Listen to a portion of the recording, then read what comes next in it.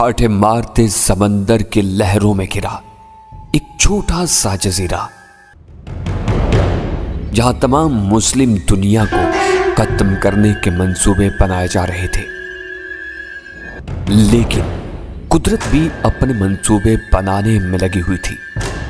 اسے کسی اور جگہ تلاش تھی، اپنے ماں باپ، اپنی شناخت، اپنے مذہب کی۔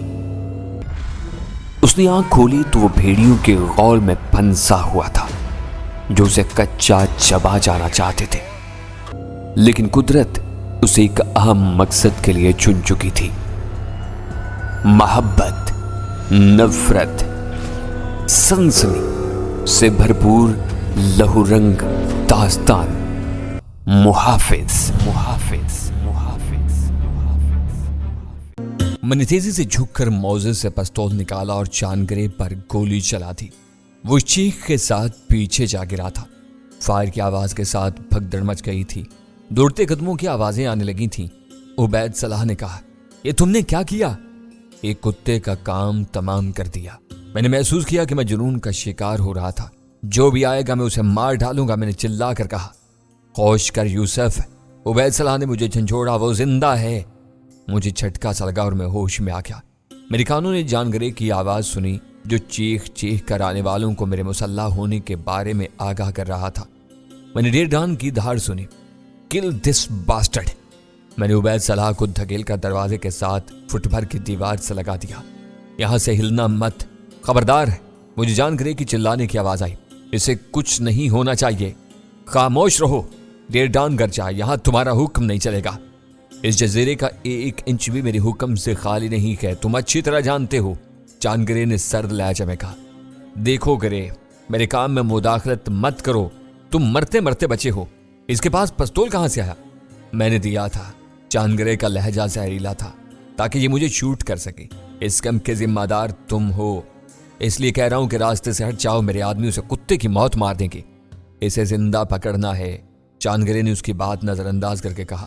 پھر اس نے مجھ سے مخاطب ہو کر کہا، یوسف پستول پھینک دو، ورنہ ہم اندر آنسو گیس کا گولا پھینک دیں گے، تم 10 منٹ میں چوہے کی طرح پکڑے جاؤ گے۔ میں ہتھیار نہیں پھینکوں گا، میں نے پرعزم لہجے میں کہا۔ جان گرے، دفع ہو جاؤ یہاں سے، مجھے اس سے نمٹنے دو۔ لیکن جان گرے دفع ہونے کے موڈ میں نہیں تھا۔ میری اندھا دھند چلائی گئی گولی شاید اسے لگی ہی نہیں تھی، یا کسی ایسی جگہ لگی تھی کہ اسے زیادہ اثر نہیں ہوا تھا۔ میں پستول سیدھا کیے پوری طرح چوکس تھا۔ میں نے فیصلہ کر لیا تھا کہ گولی چلاتے ہوئے جھجکوں کا نہیں۔ عبید صلاح کا حوصلہ قابل تعریف تھا، اس نے ایک بار بھی مجھے پستول پھینکنے کو نہیں کہا تھا۔ اب جان گرے اور ڈیر ڈان ایک دوسرے پر چلا رہے تھے۔ ان کے ڈرامے کا مجھے اس وقت پتا چلا جب کسی نے روشن دان سے چلا کر کہا، پستول پھینک دو ورنہ۔ میں نے سر گھما کر دیکھا، روشن دان سے ایک نال جھانک رہی تھی۔ اسی لمحے دروازے پر 2 مسلح افراد نمودار ہوئے، ان کے ہاتھوں میں رائفلیں تھی اور انگلیاں ٹریگروں پر دباؤ ڈال رہی تھی۔ یوسف، آخری وارننگ ہے، جان گرے کی آواز آئی، کیوں اپنے ساتھ دوسرے کو بھی مشکل میں ڈالتے ہو؟ اس بات نے مجھے ہتھیار پھینکنے پر مجبور کر دیا۔ میں نے پستول نیچے کیا، اسے نالی سے پکڑا اور نیچے گرا دیا۔ روشن دان سے آواز آئی، ٹھوکر سے پستول کو سلاخوں سے باہر کر دو اور تم دونوں درمیان میں سروں میں ہاتھ رکھ کر کھڑے ہو جاؤ۔ میں لات مار کر پستول کو دروازے کی طرف سرکا دیا۔ عبید صلاح کونے سے نکلا، ہم دونوں سروں پر ہاتھ رکھ کر کھڑے ہو گئے تھے۔ فوراً ہی دونوں گارڈ سے دروازہ کھول کر اندر گھس آئے۔ انہوں نے دھکے دے کر ہمیں کوٹھڑی سے باہر نکالا، جہاں ڈیر ڈان غصے سے پاگل ہوا جا رہا تھا۔ اگر جان گرے نہ ہوتا تو ہمیں اپنے ہاتھوں سے وہ شوٹ کر دیتا۔ اس وقت بھی جان گرے نے اسے روک دیا۔ اسی نے گارڈز کو حکم دیا، اس کی تلاشی لو اچھی طرح۔ گارڈز نے ہماری یوں تلاشی لی کہ ہمارے پاس کوئی سوئی بھی ہوتی تو نہ چھپی رہتی۔ انہیں باہر لے چلو، ڈیر ڈان نے غرا کر کہا۔ میں نے بتاؤں گا کہ میرے کیمپ میں گڑبڑ کرنے کا کیا نتیجہ نکل سکتا ہے۔ تم ان کے ساتھ کچھ نہیں کرو گے ڈیر ڈان، جان گرے نے سختی سے کہا۔ اب ان کا معاملہ کونسل کے سامنے جائے گا۔ بھاڑ میں گئی کونسل، ڈیر ڈان نے بھنا کر کہا۔ وہ خاصا مایوس نظر آ رہا تھا۔ اس نے گارڈز کو حکم دیا کہ ہمیں واپس سیل میں بند کر دیا جائے۔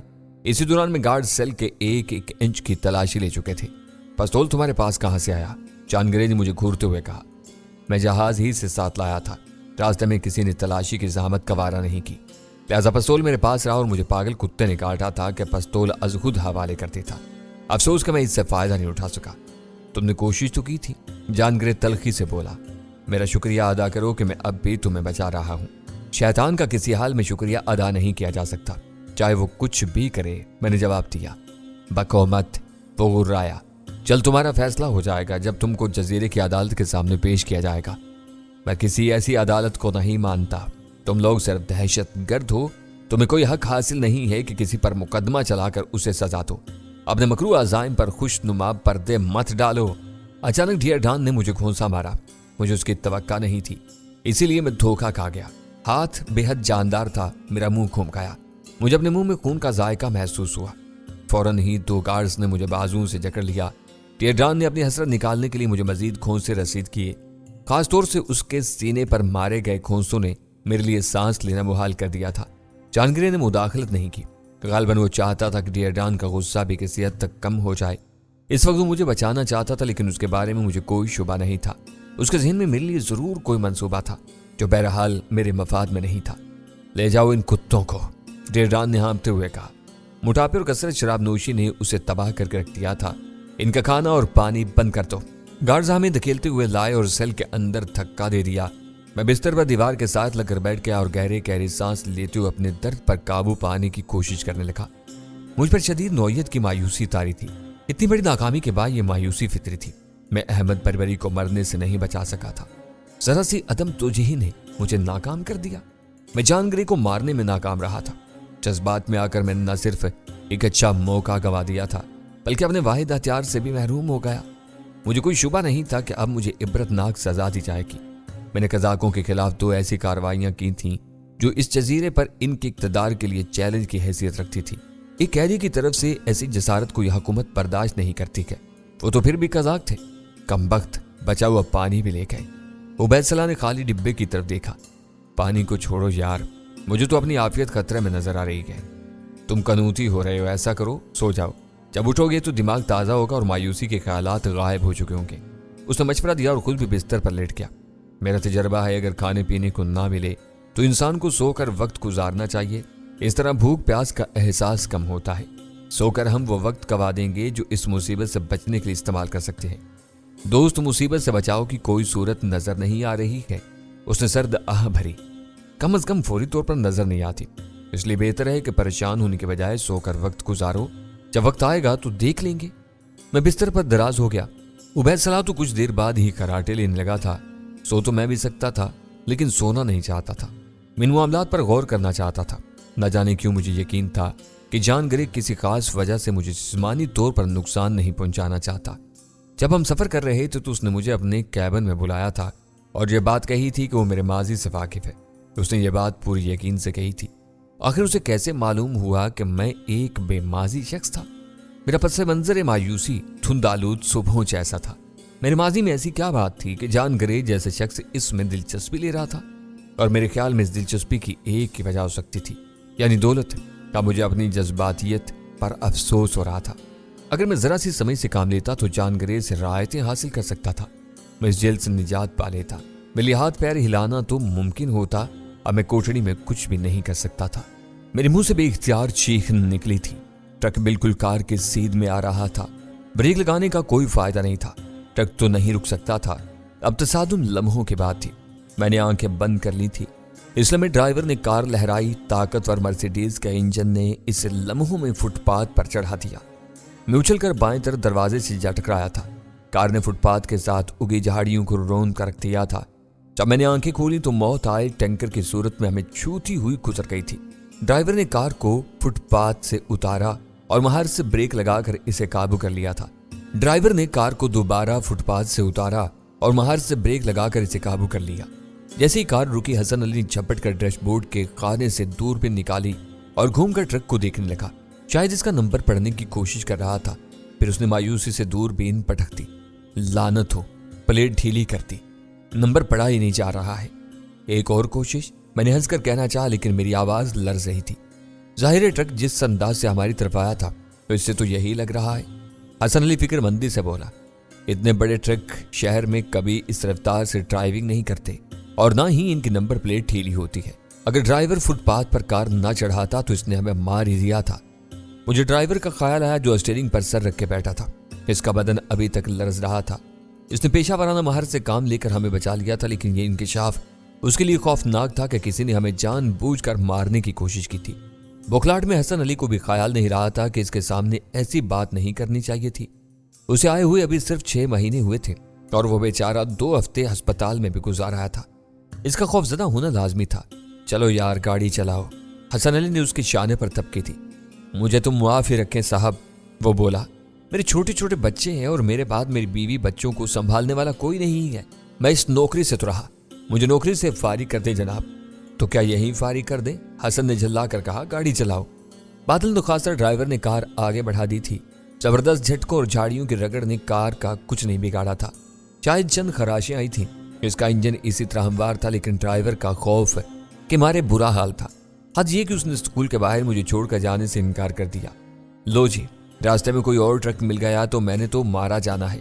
कुछ नहीं होता यार, हसन अली ने उसे तसल्ली थी। आप गाड़ी ले जाओ। उसने चाबी हसन को थमा दी। मैं बस में आ रहा हूँ। अहमक, वहां कोई बस नहीं जाती तो पैदल आ जाऊंगा, भले देर लगे लेकिन जिंदा तो पहुंचूंगा। आप बड़े लोगों की लड़ाई में हम गरीब मारे जाते हैं। वो बुड़बुड़ाता हुआ चला गया। हसन को तैश आ रहा था और मुझे हंसी आ रही थी। चलिए, अच्छी बात है, ड्राइवर बिला वजह हमारे साथ आता था, अब आप ही ड्राइविंग भी कर लिया करेंगे। मेरे इस जुमले पर हसन भन्ना कर बोला था, मुझे और भी काम होते हैं, चारों तरफ देखना पड़ता है, बशर्ते के महापारा सामने ना हो। मैंने कहा और जल्दी से स्कूल की तरफ बढ़ गया।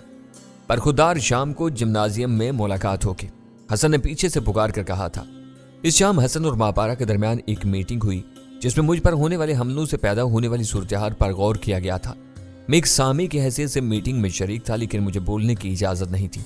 तवील बहस के बाद तय पाया कि फिलहाल मेरा पैलेस से निकलना बंद, जब तक जमशेद साहब नहीं आ जाते। महापारा बोली, मुझे स्कूल जाना होगा। मैंने एहतजाज किया, पापा ना जाने कब आएंगे। मैंने इतला कर दी है। महापारा ने मेरी तरफ देखा, वो जल्दी आ रहे हैं। और स्कूल का क्या होगा? तालीम अहम है, लेकिन जिंदगी उससे ज्यादा अहम है। रहा पढ़ने का सवाल तो तुम घर पर पढ़ सकती हो, कल से तुम्हें टीचर पढ़ाने के लिए पैलेस आया करेगी।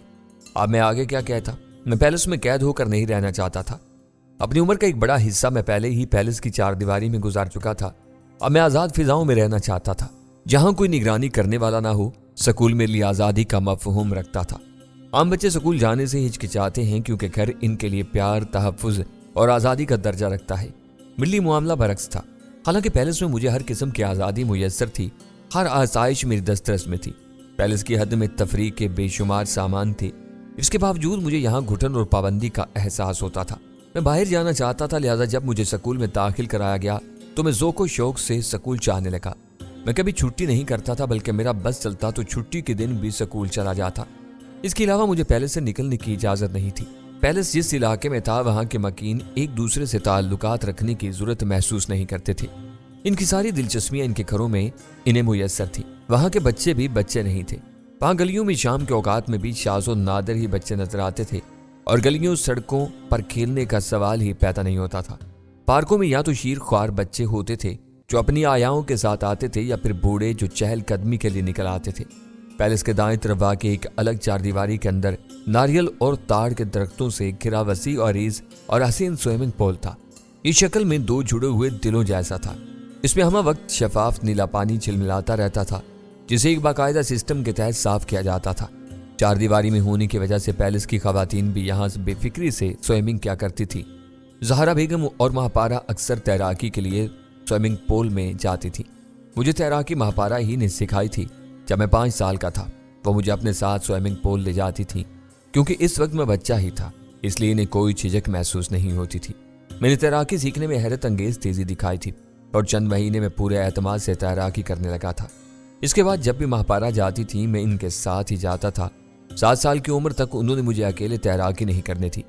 मुझे याद है कि एक बार महापारा मुझे लेकर पूल में तैर रही थी कि अचानक जमशेद अली वहां आ गए। महापारा को देखकर वो मबहूत रह गए थे। गालिबन उन्हें इल्म नहीं था कि पूल में महापारा थी।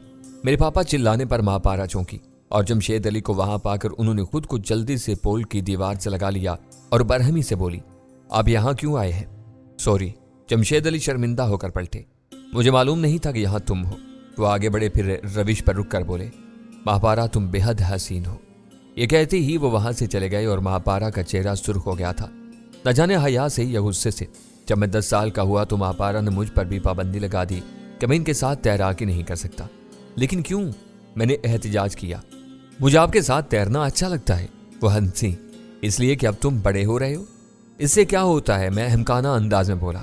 پاگلا، مجھے تمہارے سامنے سوئمنگ سوٹ میں شرم آتی ہے، مہاپارا جھینپ کر بولی۔ سمجھے؟ سمجھ گیا۔ میں افسردہ ہو گیا، لیکن آپ تو میری ماں ہیں۔ یوسف، یاد رکھنا، عورت سب سے زیادہ اپنے باپ، بھائی، شوہر اور بیٹے کے سامنے شرماتی ہے۔ باقی شرم کے رشتے تو یہی ہیں، ورنہ کسی اجنبی سی عورت کیوں شرمانے لگی؟ شرم کا تعلق احساس، جذبات اور تعلق سے ہوتا ہے، اور کسی ناواقف سے ان میں سے کوئی چیز وابستہ نہیں ہوتی۔ یہ احساس اور تعلق ہی ہے جو کسی عورت کو اپنے سے وابستہ کسی مرد سے شرمانے پر مجبور کرتا ہے۔ میری دیکھا دیکھی کاجل بھی سوئمنگ پول پر آنے لگی تھی۔ ایک بار اس نے کسی بات پر ضد میں آ کر پول میں چھلانگ لگا دی تھی اور ڈوبتے ڈوبتے بچی تھی۔ اس کے بعد میں نے اسے تیراکی سکھانا شروع کر دی تھی۔ ضد کی بات اور تھی، لیکن اصل میں اسے پانی سے بے حد ڈر لگتا تھا، اور میرے اصرار پر اس نے بمشکل تیراکی سیکھنے پر آمادگی ظاہر کی تھی۔ کئی دن تک تو وہ صرف ڈوبنے کی مشق کرتی رہی، اور شاید تیراکی سے تائب ہی ہو جاتی اگر زہرا بیگم اس کے تیراکی سیکھنے پر پابندی نہ لگاتی۔ اس نے خوب ہنگامہ کیا، کھانا نہیں کھایا، سونے سے انکار کر دیا، لیکن زہرا بیگم بھی ڈٹ گئی۔ بے شک بھوکی مر جاؤ، لیکن پول میں جانے کی اجازت نہیں ملے گی، میں سمندر میں چھلانگ لگا دوں گی، اس نے دھمکی تھی۔ لیکن زہرا بیگم نے نرم ہونے سے انکار کر دیا تھا۔ اس پر کاجل نے چالاکی سے کام لیا اور بظاہر خاموش ہو کر بیٹھ گئی، اور جیسے ہی جمشید علی اپنی ٹرپ سے واپس آئے اس نے ان سے اجازت لے لی۔ اب زہرا بیگم کچھ نہیں کر سکتی تھی سوائے چیخنے چلانے کے، لیکن جمشید علی اسے اجازت دے چکے تھے۔ اس روز میں سپہر کو تیراکی میں مصروف تھا کہ وہ بڑی شان سے اکڑی ہوئی چلی آئی۔ اب میں بھی سوئمنگ کروں گی، اس نے فاتحانہ انداز میں کہا۔ سوئمنگ کروں گی؟ میں نے اس کی نقل اتاری۔ پہلے اپنی مما سے تو اجازت لے لو۔ میں نے پپا سے اجازت لے لی ہے۔ مارے گئے، میں نے کہا کر کہا۔ یعنی اب تم پھر سے ڈوب کر مرنے کی مشق کرو گی؟ میں تمہیں تیر کر دکھاؤں گی، اس نے پر عزم لہجے میں کہا اور پول میں چھلانگ لگا دی۔ دوسرے لمحے وہ غوطے کھا رہی تھی۔ ٹھنڈی سانس لے کر میں نے اسے سیدھا کیا اور اسے تیرنے کا سبق دینے لگا۔ اس بار اس نے حیرت انگیز کارکردگی دکھائی اور چند دن میں اچھی خاصی تیراکی سیکھ گئی۔ بعد میں وہ اتنی ماہر ہو گئی تھی کہ اس نے مجھے اپنے پیچھے چھوڑ دیا تھا، پانی میں مچھلی کی طرح پھرنے لگی تھی۔ پابندی لگنے کے اگلے روز سے ایک نوجوان استاد مجھے پڑھانے کے لیے آنے لگا۔ وہ سارے ہی مضامین میں مہارت رکھتا تھا اور مجھ سے جلد بے تکلف ہو گیا۔ مجھے اسے پڑھنے میں مزہ آنے لگا تھا۔ یہ شاید 10ویں دن کی بات تھی۔ مہاپارا نے مجھے آگاہ کیا کہ آج رات جمشید علی پیلس آ جائیں گے۔ استاد شام کو آتے تھے، 6 سے 8 بجے تک پڑھانے کا وقت مقرر تھا۔ اس روز استاد شریف الدین آئے تو ان کے ہاتھ میں ایک ڈبہ تھا۔ یہ پتلا اور چکور گتے کا ڈبہ تھا، جیسا کہ کھڑیوں کا ہوتا ہے۔ انہوں نے ڈبہ اپنے برابر میں رکھا اور مجھے پڑھانے میں مصروف ہو گئے۔ انہوں نے مجھے بیالوجی کے کچھ ڈائیگرام بنانے کو دیے اور خود چائے پینے میں مصروف ہو گئے۔ میں خاموشی سے سر جھکائے کام میں مصروف تھا کہ مجھے ٹک ٹک کی آواز آنے لگی۔ آواز ڈبے سے آ رہی تھی اور شروع سے آ رہی تھی، لیکن جب اسٹڈی روم میں خاموشی ہوئی تو یہ آواز سنائی دینے لگی۔ مجھے کسی قدر تعجب ہوا، کیونکہ عام طور سے گھڑیوں کی ٹک ٹک اتنی واضح نہیں ہوتی کہ سیل پیک ڈبے سے بھی صاف سنائی دینے لگے۔ کیا بات ہے صاحبزادے؟ شریف الدین مجھے ڈبے کو گھورتے ہوئے دیکھ کر بولے۔ آپ کے اس ڈبے میں گھڑی ہی ہے نا؟ میں نے پوچھا۔ ہے تو گھڑی ہی، لیکن میں نے اب تک دیکھی نہیں ہے۔ دراصل آج بلکہ ابھی جب تمہیں پڑھانے آ رہا تھا تب ملی تھی۔ ملی تھی؟ کس سے؟ اور آپ نے اسے دیکھا تک نہیں؟ جابر صاحب نے تحفے میں دی تھی۔ کہہ رہے تھے کہ یہ پیلس کی روایت ہے کہ ہر نئے آنے والے فرد کو کوئی نہ کوئی تحفہ ضرور دیا جاتا ہے۔ انہوں نے مجھے یہ گھڑی دی۔ پیلس میں ایسی کوئی روایت نہیں ہے، میں نے ڈبے کو گھورتے ہوئے کہا۔ جابر نے آپ سے غلط کہا ہے، بہتر ہے آپ اسے کھول کر دیکھ لیں۔ کھول کر دیکھ لوں؟ لیکن کیوں؟ مجھے یہ بات گڑبڑ لگ رہی ہے۔ میں بے چین ہو گیا۔ میں نے ڈبے کی طرف ہاتھ بڑھایا۔ پچھلے چند دن میں میرے ساتھ جو ہو رہا تھا اس نے مجھے زیادہ ہی محتاط بنا دیا تھا، اور میں ذرا سی خلاف معمول بات کو شک کی نظر سے دیکھنے لگتا تھا۔ میاں صاحبزادے، بہتر ہوگا کہ آپ اپنے کام کی طرف توجہ دیں، شریف الدین نے کسی قدر سخت لہجے میں کہا، لیکن میں ڈبہ اٹھا چکا تھا۔ اس کے وزن نے مجھے چونکا دیا تھا۔ کوئی گھڑی کسی صورت اتنی وزنی نہیں ہو سکتی۔ ڈبے کا وزن 2.5-3 کلو گرام کے آس پاس تھا۔ اگر اس میں گھڑی نہیں تھی تو پھر کیا تھا؟ اس میں ٹک ٹک کی آواز کیسی آ رہی تھی؟ یک لخت میرے جسم میں سرد سی لہر توڑ گئی۔ ڈبے میں کوئی چیز تھی۔ میں نے ڈبہ اٹھا لیا۔ میاں اسے رکھو اور اپنا کام کرو، شریف الدین بولے، لیکن میں ان کی بات پر توجہ دیے بغیر اسٹڈی سے تقریباً بھاگتا ہوا نکلا تھا۔ شریف الدین چلا کر میرے پیچھے بھاگے تھے۔ میری کوشش تھی کہ جلد از جلد عمارت سے نکل کر کھلے لان میں پہنچ جاؤں۔ میں نے تیزی سے سیڑھیاں عبور کی اور کارنر سے چھلانگ لگا کر پاتھ وے پر آیا۔ وہاں سے ایک چھلانگ میں لان پر تھا۔ میں نے ہاتھ گھما کر ڈبہ پوری قوت سے لان کی طرف اچھال دیا۔ ڈبہ ایک چھوٹے آرائشی درخت کے پیچھے جا گرا تھا۔ اسی لمحے شریف الدین سخت تیش میں وہاں پہنچے۔ اگر میں کسی متوسط گھر کا لڑکا ہوتا تو وہ بلا تکلف میری مرمت لگا دیتے، لیکن میں جمشید پیلس کا لڑکا تھا، مجھے ہاتھ لگانے سے پہلے انہیں بہت کچھ سوچنا پڑتا۔ یہ کیا حرکت تھی؟ انہوں نے ہانپتے ہوئے کہا۔ مجھے شبہ ہے کہ ڈبے میں کوئی خطرناک چیز ہے، میں نے انہیں آگاہ کیا۔ ذرا سے چوبے کے پیچھے تم نے اچھی خاصی چیز برباد کر دی۔